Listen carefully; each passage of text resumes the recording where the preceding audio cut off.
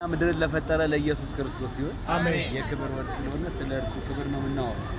እርሱ ስታከብር ትከብራለህ፣ ስትዘነቀው ትናቃለህ።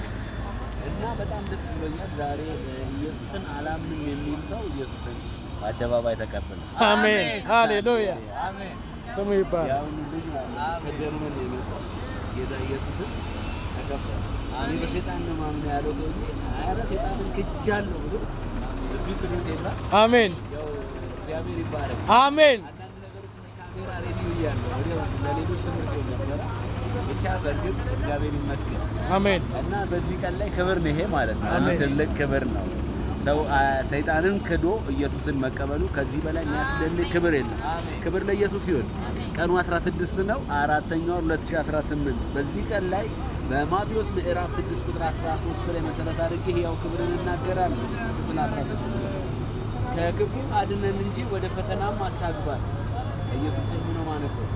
መንግስት ያንተ ናትና ኃይልና ክብር ምስጋና ለዘላለሙ ኃይልም ክብርም ለዘላለሙ አሜን።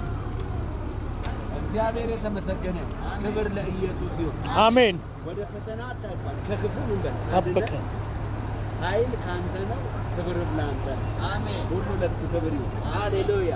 ኡራንቲላ ማከቶኖ ማካታ ነው በሎካታ እግዚአብሔር ሆይ ተመስገን አሜን። ከክፉ አድነን አሜን። ወደ ፈተና አታግባን ብለን ቁርጥ ጸሎት ጸለይ አሜን። ኃይልና ክብር ምስጋና ለዘወትር ላንተ ይሁን አሜን። እንግዲህ አክብረን እናንተ ስታመሰግኑ ይከብራለሁ ብለሃል። ተመስገን አሜን። ተመስገን አሜን። ተመስገን አሜን። አሜን።